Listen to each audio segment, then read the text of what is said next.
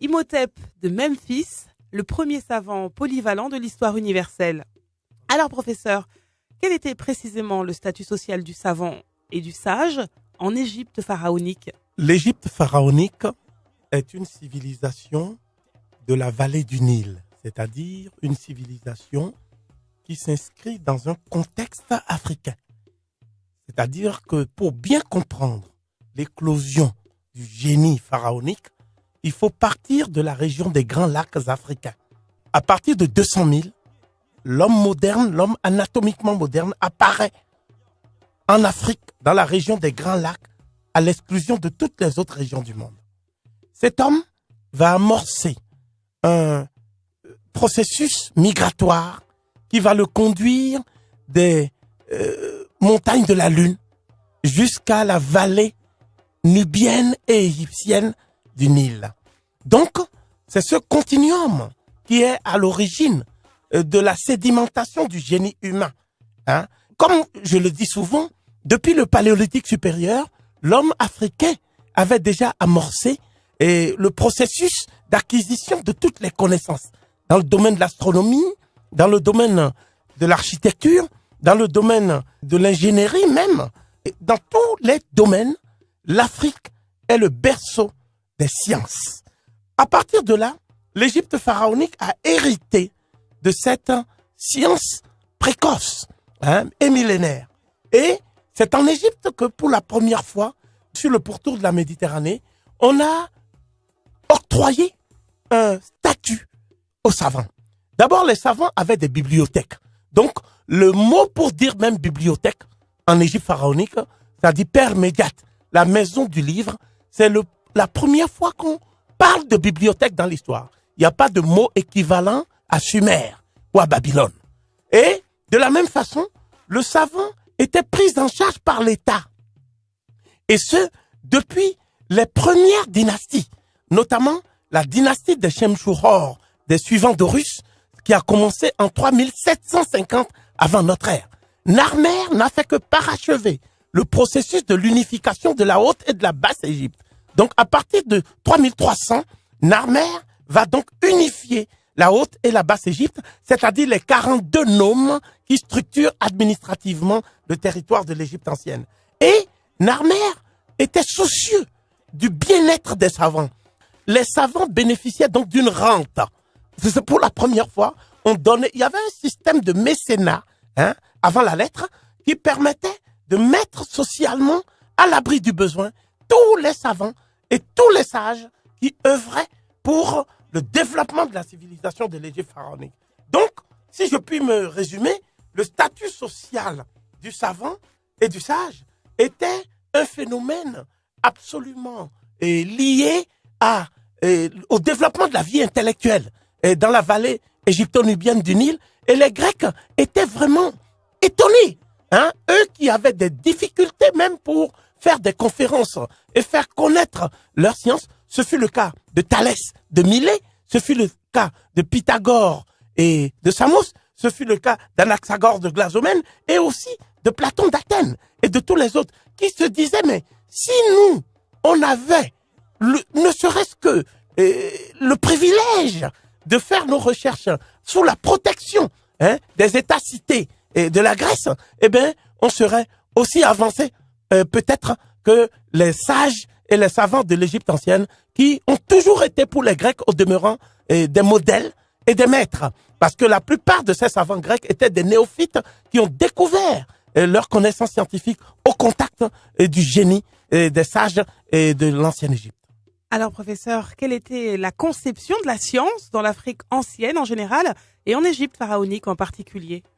Lorsqu'on parle de science, on a l'impression qu'il s'agit uniquement d'une discipline académique. La science, en fait, c'est d'abord la capacité d'observer la nature et l'environnement dans laquelle on vit. La deuxième chose, à partir de cette observation, on essaie de cerner les lois qui régissent le fonctionnement de l'univers et de la nature. Et ces lois, on ne peut les observer sans faire une expérimentation, c'est-à-dire une expérience. Donc c'est La deuxième chose qui est fondamentale, l'expérience, c'est-à-dire le contact de l'observation, des résultats de l'observation avec le réel. Et troisième chose, c'est l'analyse, ce qu'on appelle la dissection, c'est-à-dire l'objet que nous observons, il faudrait savoir comment cet objet est construit, comment il est fait. Et on est obligé donc à ce stade de faire une déconstruction de l'objet, un peu comme on démonte un poste radio pour voir quels sont les différents fonctionnements de telle ou telle pièce. Et puis, enfin, il n'y a pas de science sans reconstruction. C'est-à-dire, il faut s'assurer que ce qu'on a déconstruit, on est à même de le reconstruire. Et c'est ce qu'on appelle la synthèse en science. Eh bien, s'il en est ainsi, l'Égypte ancienne et la Nubie sont bien à l'origine de la science. Les Égyptiens appelaient dans leur langue la science sacrée. Les Grecs parlaient de science sacrée. Eux, ils parlaient de Rek Necher. Rek Necher, ça veut dire la connaissance du Dieu, la connaissance du monde tel qu'il a été créé, la connaissance de la nature. Cette connaissance ne pouvait pas être une connaissance limitée, une connaissance partielle, parce que l'objet lui-même que le faisceau du savoir va éclairer, cet objet est global. Donc, il faut l'envisager sous tous les angles d'attaque possibles. C'est ça qui fait que la science de l'Égypte ancienne était nécessairement polyvalente. C'est-à-dire que pour bien connaître le monde, il faut connaître d'abord l'univers et ses lois. Et après, on connaît tout ce qui est dans le Noun. Le Noun, pour les anciens Égyptiens, ce sont les abysses d'où surgissent l'énergie créatrice du monde, le Noun. Et après, il y a aussi la connaissance de l'âme droite. L'âme droite, c'est le monde dans lequel séjournent les ancêtres divinisés. Et aussi le Koumen. Le Koumen, c'est la terre entourée d'océans. Le mot Koumen est un mot grec qui ne devrait pas nous tromper. Les Égyptiens disent ta-to, c'est-à-dire la terre. Nous avons le règne minéral, le règne végétal, le règne animal, et puis les forces cosmiques aussi. Et le quatrième point qu'il faut connaître, c'est Héret. Héret pour les Égyptiens, c'est ce qui est dans la sphère de la déesse Nout. La déesse Nout s'appelait Anouté, et c'est elle qui est constellée d'étoiles. Donc tout ce qui se passe dans la sphère céleste, avec les comètes, avec les étoiles fixes, avec les constellations, comme la constellation du Grand Chien, dans laquelle il y avait Sépédét, c'est-à-dire Cyrus, cette étoile particulière que les Dogons appelaient aussi Sigitolo. Et donc, ce que je veux dire ici, c'est que la connaissance était globale et embrassait tous les domaines de l'univers. Pour finir, cette connaissance devait se structurer en 4 grandes disciplines. La première, c'est la cosmogonie, c'est-à-dire la genèse du cosmos. La deuxième, c'est la cosmologie, c'est-à-dire l'étude du cosmos sous l'angle des lois physiques et autres qui régissent les phénomènes que nous observons. Troisième chose, la cosmographie, c'est-à-dire l'étude de l'ensemble du monde et tel qu'on peut disséquer ça dans ce qu'on appelle la cartographie céleste ou la cartographie du cosmos. Et puis, dernière chose, c'est la cosmocratie, c'est-à-dire on part des lois du cosmos pour pouvoir gouverner les humains. Et les lois dites humaines sont des lois qui ne sont pas en inadéquation avec les lois cosmiques. Les lois cosmiques sont celles qui régissent les lois humaines. Et d'ailleurs, tout le code juridique de l'ancienne Égypte va s'inspirer justement des lois cosmiques et des lois de l'univers. C'est ce qu'on appelle le code des vertus cardinales de la Maat. Imhotep de Memphis était justement le premier savant polyvalent dans toute l'histoire universelle. On n'a pas d'équivalent. En 2778, et disons même 2780 avant notre ère, on n'a pas l'équivalent de tel savant en Asie. On n'en a pas en Europe, on n'en a pas en Amérique, on n'en a pas en Océanie. Donc le premier savant dans l'état actuel de la documentation historique dans l'univers, c'est Imhotep de Memphis.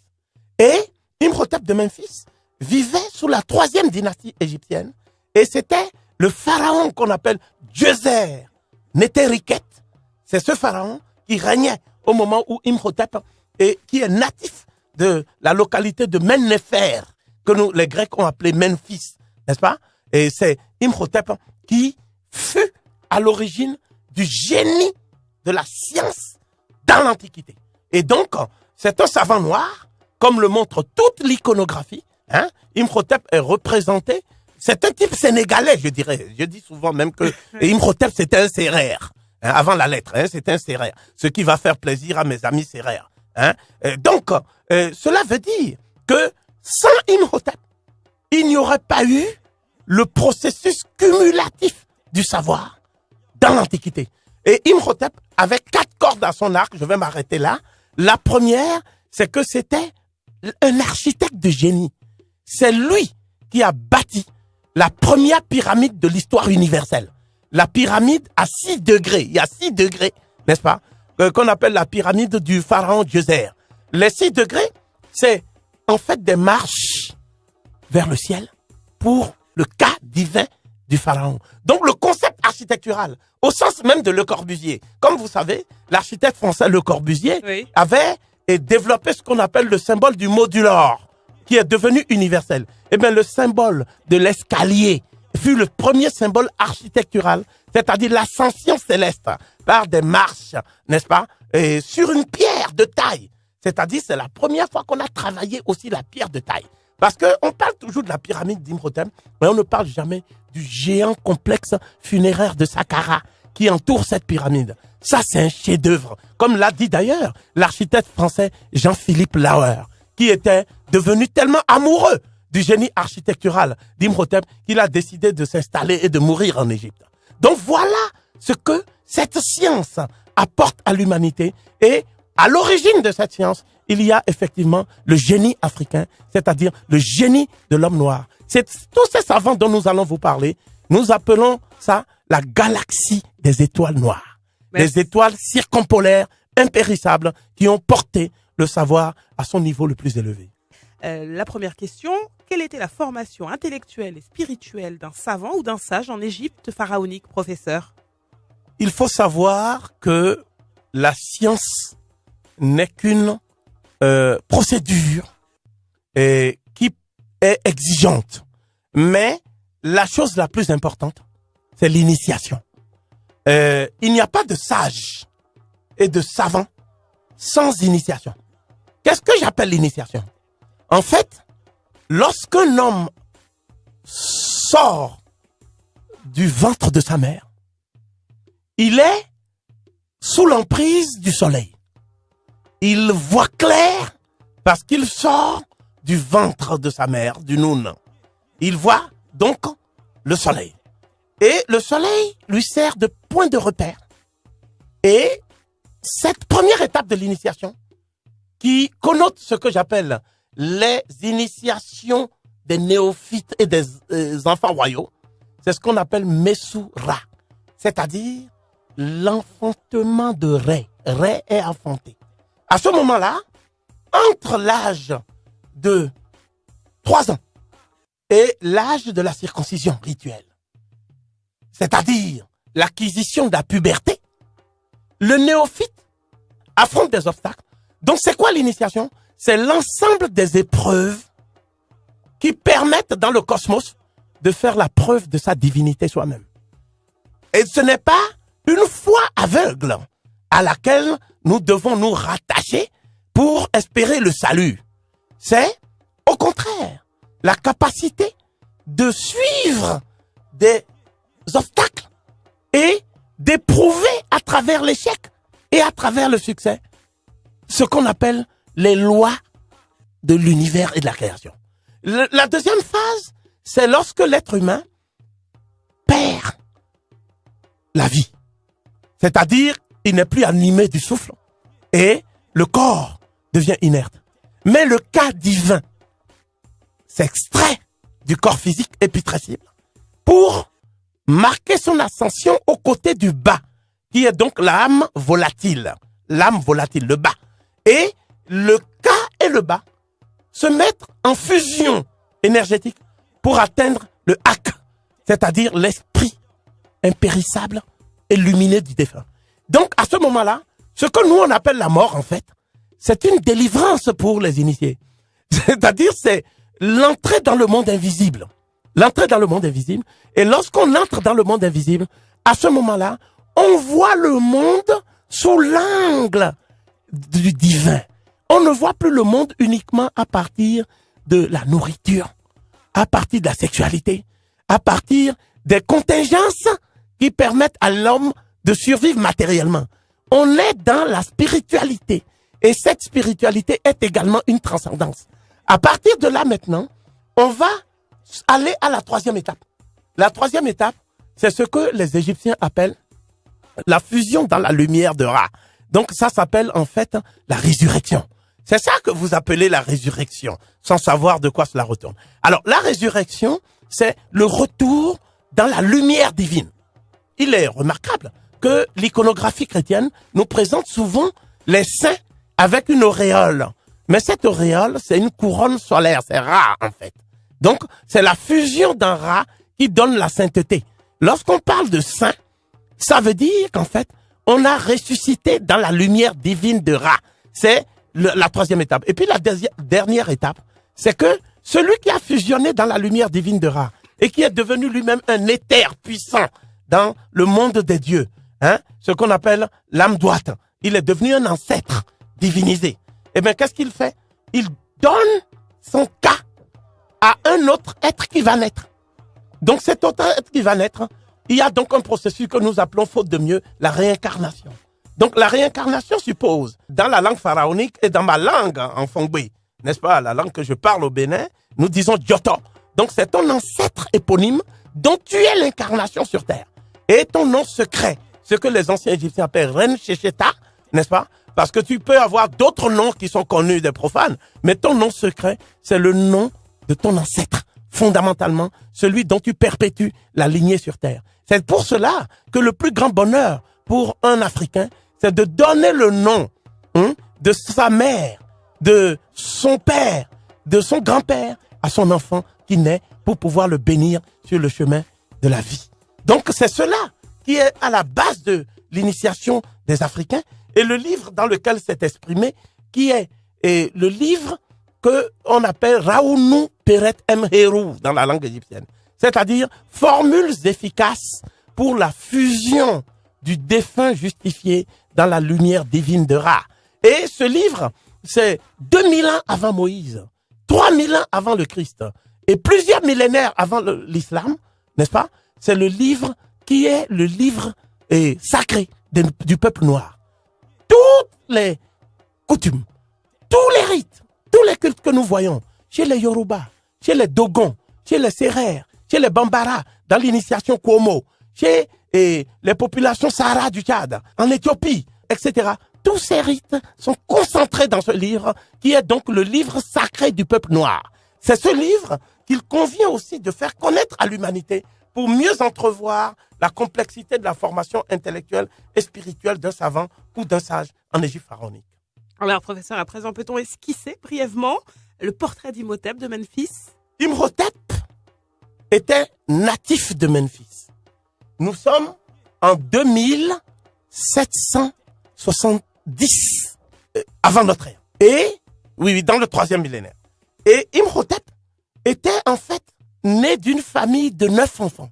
Or, 9, c'est le signe de l'énéade. C'est un chiffre parfait. Lorsqu'une femme fait 9 enfants, elle est bénie des dieux. À Héliopolis, c'est clair. C'est bon à savoir. Absolument. Et donc, bon, bien sûr, actuellement, il faut beaucoup de moyens financiers pour être béni des dieux. Ce qui fait qu'il y a de moins en moins de nos mamans qui font comme l'a fait la mère d'Imhotep.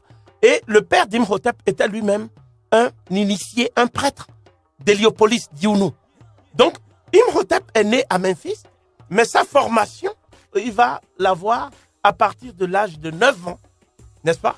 Vous toujours le chiffre 9, à Memphis. Memphis, si vous voyez bien, c'est le dieu Ptah, qui est le démiurge de Memphis. D'ailleurs, il y a un texte célèbre qu'on appelle l'inscription du pharaon Tchabaka, qui commence par la phrase suivante: les dieux sont venus à l'existence dans Ptah.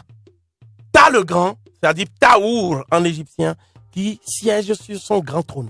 Donc c'est du haut du grand trône de Memphis que Imhotep a reçu l'initiation dans le sens que j'ai défini tout à l'heure, en définissant la notion d'initiation. Mais Imhotep a fait plus et il a fait mieux. Il a décidé de consacrer sa science, donc il a déjà 14 ans. Je dis bien 14 ans.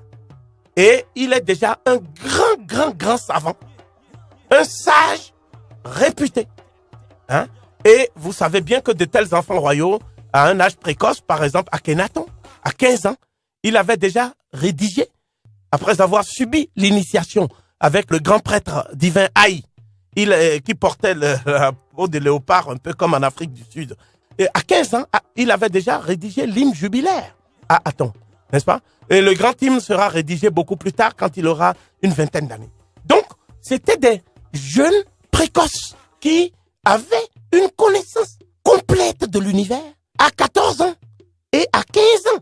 Hein? Donc, vous imaginez le retard que l'Afrique a pris depuis. Ce que je dois dire pour conclure, c'est que quand on fait aussi un portrait d'Imhotep, il était un père comblé et heureux. Il avait une femme pour laquelle il avait une grande dévotion, la princesse Mérite, qui veut dire celle qui est aimée, qu'on peut rapprocher de Méri Itou ou de Marie Etou, hein, comme on dit au Sénégal, n'est-ce pas? C'est les vocalisations de ces noms-là. Parce que je vais aussi vocaliser ces noms, parce que des fois, on vous donne les noms, mais on oublie de dire que ce sont des noms qui ont été grécisés. Par exemple, Imhotep s'appelait Imhotep. Il s'appelait pas Imhotep. Hein? Imhotep, c'est une façon de présenter des Occidentaux. Ils n'avaient pas la maîtrise de l'entourage vocalique des phonèmes égyptiens. En d'autres termes, le 14 septembre 1822, Jean-François Champollion a déchiffré les hiéroglyphes, mais il l'a translittéré à partir du copte. Mais il n'a pas trouvé la vocalisation de l'égyptien. Ça veut dire que jusqu'à présent, l'égyptien n'est pas vocalisé. Et pour être vocalisé, l'égyptien doit nécessairement être vocalisé à partir des langues négro-africaines modernes. D'ailleurs, le professeur Cheikh Anta Diop a proposé un exemple de vocalisation à partir du Wolof, hein, et dans son ouvrage Parenté génétique de l'égyptien ancien et des langues négro-africaines modernes qui est paru en 1977. Alors, Imhotep de Memphis était un architecte de génie dont le nom restera jamais attaché à la conception et à la construction de la première pyramide de l'histoire, la pyramide à 2 degrés du pharaon Djéser. Alors, comment a-t-il procédé pour réaliser ce chef-d'œuvre de l'architecture universelle? Comment a-t-il procédé, professeur? Comme vous le savez, dans les textes des pyramides, il est indiqué que pour les Égyptiens de l'époque pharaonique, leurs ancêtres séjournaient dans une région qu'ils appelaient Tonéter, c'est-à-dire la terre du Dieu. Et selon toute vraisemblance, le Dieu auquel il est fait allusion dans les textes des pyramides, c'est le Dieu Imana, c'est le Dieu Amon. Et le Dieu Amon, c'est le Dieu dont tout le monde parle dans les religions dites révélées, après les litanies d'usage, c'est-à-dire on dit Amen, on dit Amin, mais personne ne parle de l'étymologie de ce Dieu.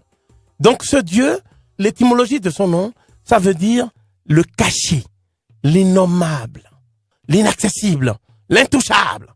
Donc c'est l'énergie dans sa dimension, si vous voulez, non matérielle, dans sa dimension ondulatoire. Et cette énergie, elle trouve son ancrage dans le Noun. Et le Noun lui-même va permettre maintenant le surgissement de cette énergie. Et dans les hiéroglyphes, nous avons un cercle avec un point au milieu. Ce point, c'est la source d'émission de la lumière. Nous lisons habituellement Ra, ce signe hiéroglyphique qui est un idéogramme. Mais en réalité, ce qu'il faut comprendre, c'est que le point qui est au milieu, c'est en fait le noyau d'où sort la lumière. Une fois que Ra se ferait un chemin à travers les ténèbres dans le Noun, les ténèbres étant appelées Kek ou Kekou, les ténèbres. Moi, je dirais l'obscurité, Kek, l'obscurité. Donc, ce passage à travers les ténèbres, qui sont en fait un obstacle à l'émergence de la lumière, c'est le premier mystère de la création. Et le hiéroglyphe nous montre donc que c'était l'observation qui permet de concevoir ce hiéroglyphe, parce que le noyau là, quand on parle en physique, on parle d'énergie nucléaire. parce que le noyau, c'est nucléus en latin. Et puis après, vous voyez le même hiéroglyphe qui maintenant, le noyau disparaît. Et il y a des traits de rayonnement, 3 traits, n'est-ce pas? Eh bien, c'est la source de propagation de l'énergie électromagnétique, n'est-ce pas, dans l'univers. C'est ça qu'on appelle l'énergie électromagnétique. Et puis après, vous avez le scarabée qui, lui, tient le même cercle de raies, la même source de raies, dans ses tiens pour faire rouler ça. Et c'est ça qui fait que les êtres mobiles vont naître, les animaux, les hommes vont naître, parce que s'il n'y a pas le mouvement, il ne peut pas y avoir de mobilité. Et donc, on appelle ça l'énergie mécanique. Mais la chose la plus fondamentale, c'est le surgissement de ce qu'on appelle l'être androgyne lui-même, qui s'appelle Atum. Atum, c'est un être qui est à la fois mâle et femelle. N'oubliez pas que dans la Bible hébraïque, il est dit que la femme elle-même a été arrachée à la côte d'Adam. Donc, quand au fond, d'après la Bible, la femme serait une blessure arrachée par ablation de la côte à l'homme. Alors, imaginez les rapports que vous pouvez avoir avec une partie de vous-même qui est une blessure. Mais pour l'Égypte ancienne, la femme était à l'origine dans le divin. C'est ça qu'on appelle l'androgynie divine d'Atum. C'est Atum qui a donné des noms comme Adum, Adama, Adam. Donc, l'Adam biblique est une réplique d'Atum, en fait. Et cette réplique, malheureusement, la Bible n'a pas gardé la dimension androgyne, n'est-ce pas? Et donc, c'est ainsi que les premiers hommes apparaissent, sous forme de divinité androgyne. Et puis, ces hommes, enfin, vont se séparer par ce qu'on appelle un phénomène de gémellité. Donc, il y aura tout, Tefnout, Geb, Nout, etc. Et c'est ça, cette séparation-là qu'on appelle les couples parèdres. Et les couples parèdres de jumeaux vont ensuite donner les couples qui vont jouer le drame cosmique, c'est-à-dire Osiris et Isis, le vrai nom d'Osiris étant Oussiré. Le vrai nom d'Isis étant Ashtou ou Aïssatou, n'est-ce pas? Et de l'autre côté, Seth, c'est-à-dire Sata, qui va donner plus tard Shaitan et tout ça, et dans la littérature musulmane. Et de son côté, Nebet Hout Nabintou, c'est-à-dire Nebet Hout, c'est-à-dire Nephthys. Donc, c'est à partir de là qu'il y aura donc ce qu'on appelle la première triade, c'est-à-dire le Père, le Fils et la Mère, et non pas le Saint-Esprit. Parce que le Saint-Esprit procède du fait de l'exclusion de la femme, en fait, de l'œuvre de la création divine. Ce qu'on appelle le Saint-Esprit, c'est la Mère. Donc, ça veut dire Isis, la Mère, Horus, le Fils, Osiris, le Père. Voilà les ancêtres du peuple noir. Donc, le drame cosmique qui va se jouer après, la jalousie de Seth, va l'obliger à découper son frère en morceaux, en 42 morceaux, et à le mettre dans une boîte pour aller jeter les morceaux dans le fleuve.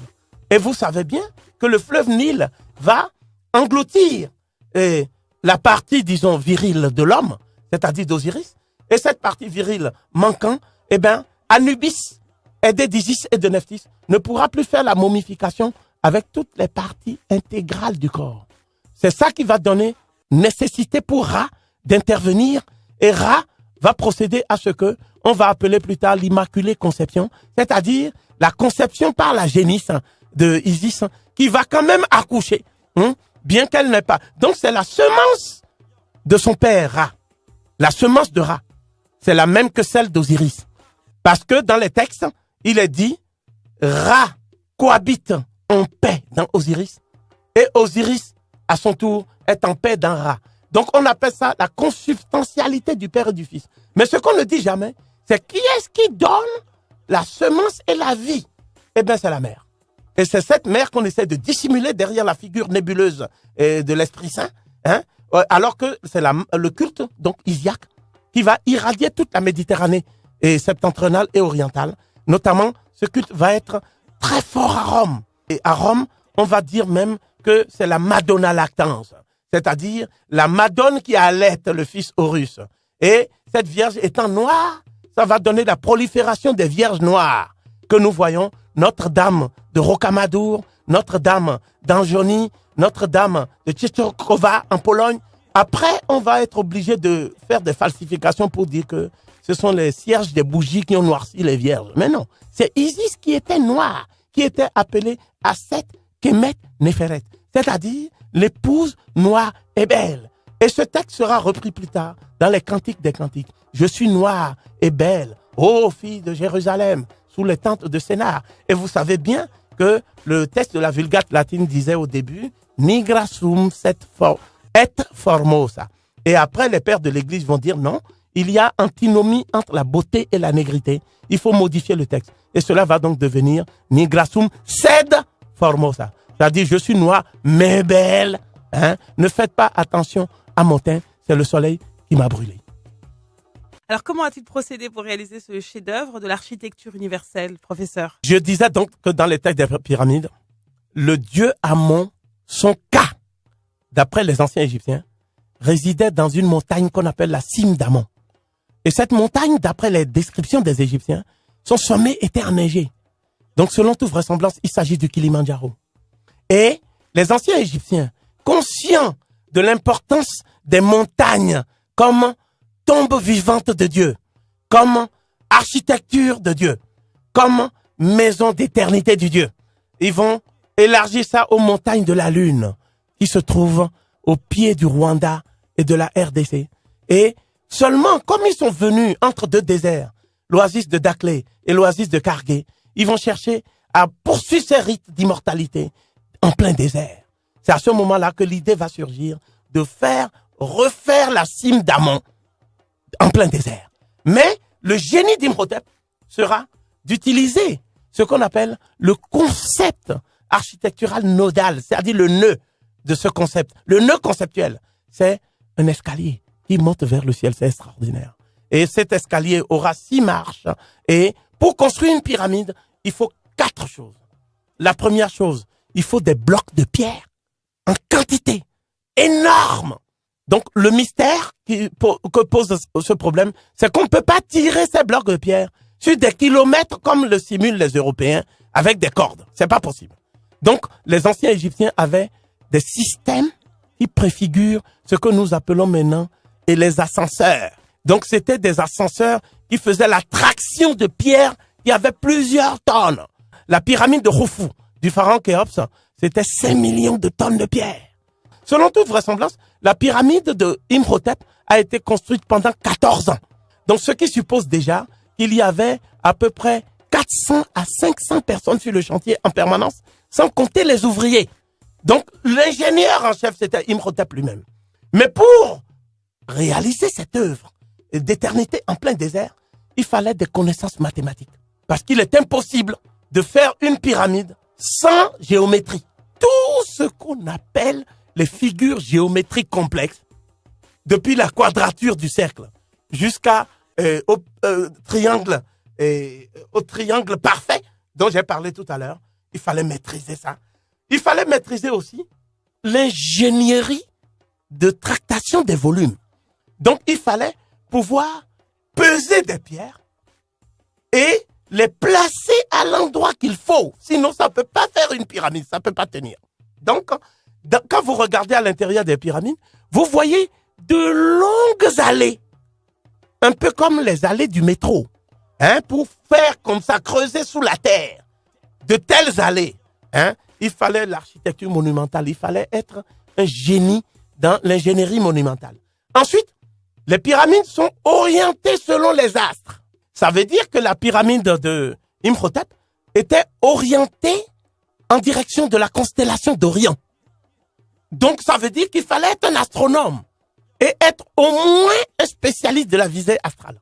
Sinon, on ne peut pas faire une coïncidence entre le sommet de la pyramide, hein, et les effets de la constellation d'Orion. C'est pas possible.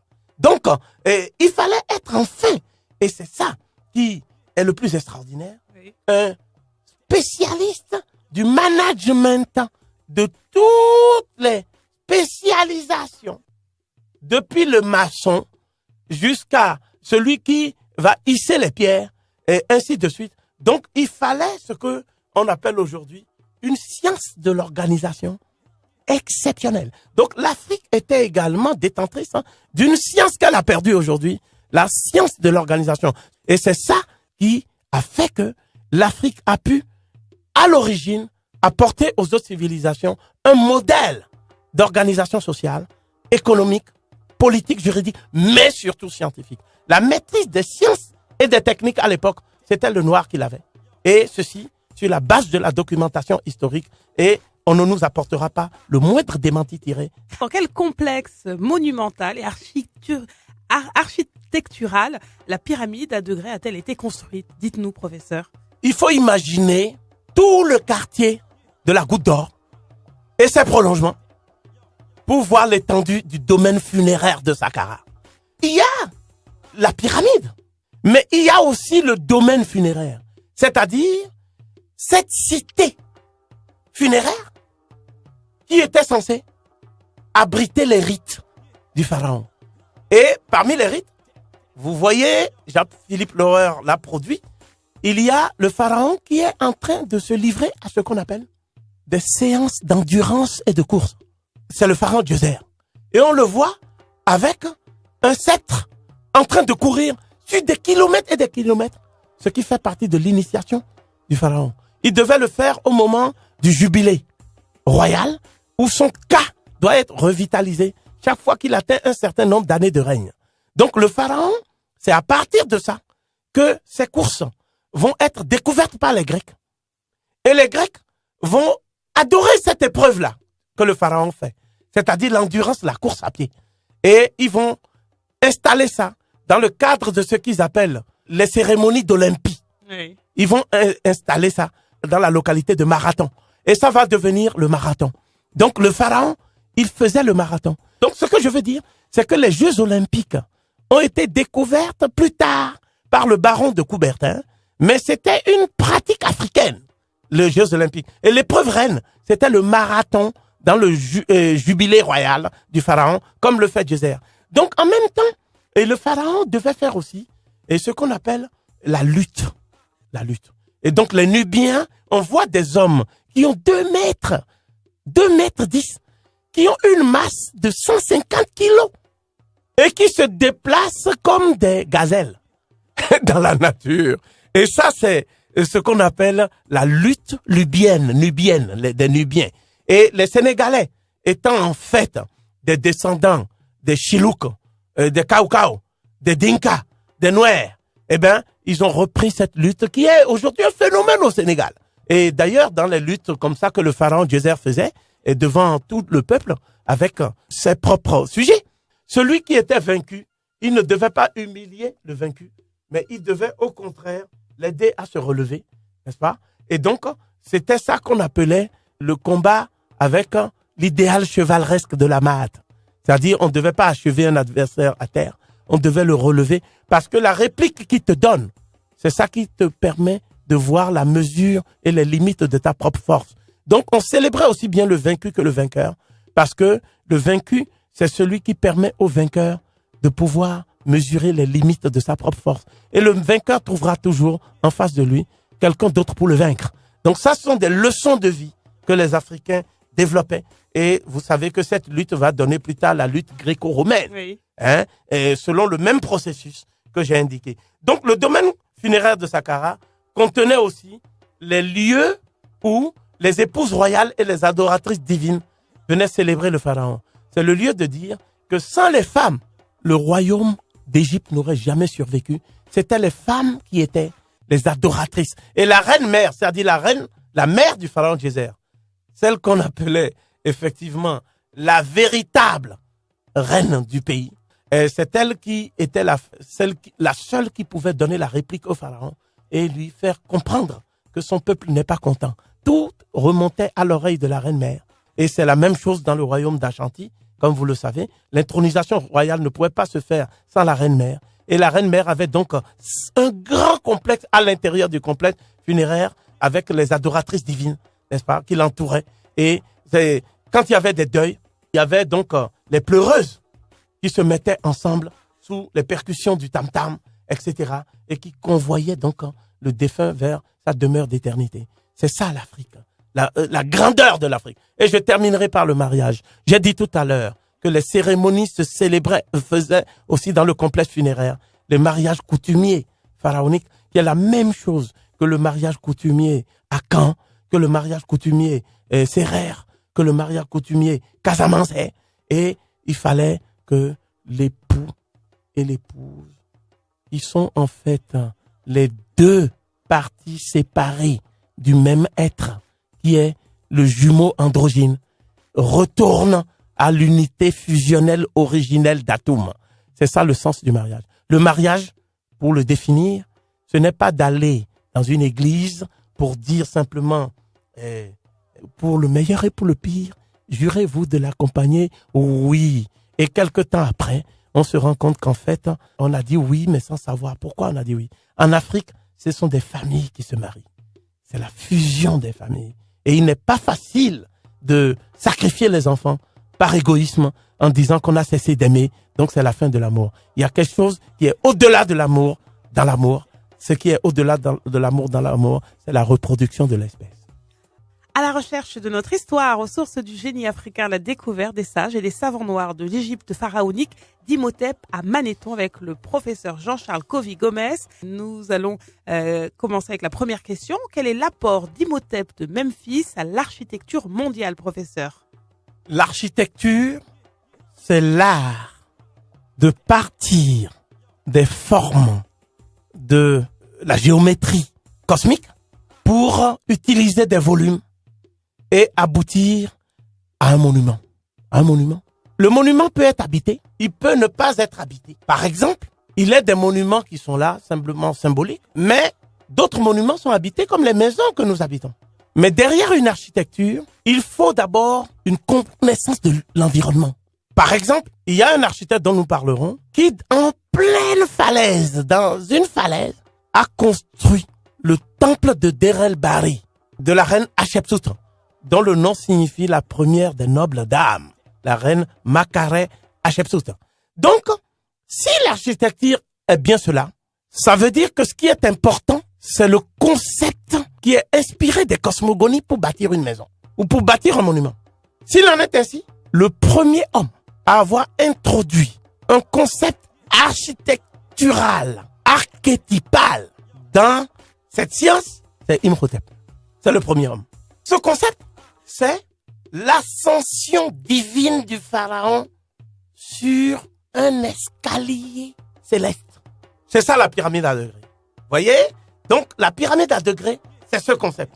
Mais ce n'est pas seulement ce concept. Parce que pour aboutir à la pyramide, il y a des sciences auxiliaires de l'architecture, comme l'architecture monumentale, les mathématiques, c'est-à-dire la géométrie architecturale, l'astronomie architecturale, et toutes ces sciences qui ont été mises ensemble pour aboutir à ce chef-d'œuvre. Dans cette deuxième acception, Imhotep est également le premier innovateur et précurseur dans l'histoire de l'architecture. La troisième chose, c'est qu'il faut utiliser aussi ce qu'on appelle les ressources humaines aujourd'hui, ce qu'on appelle la conjugaison des talents. Donner à chacun sa part dans une division du travail scientifique pour aboutir à la construction de ce chef-d'œuvre et de ce monument. Eh bien, Imhotep a géré des savants, des ingénieurs par centaines, mais aussi des ouvriers et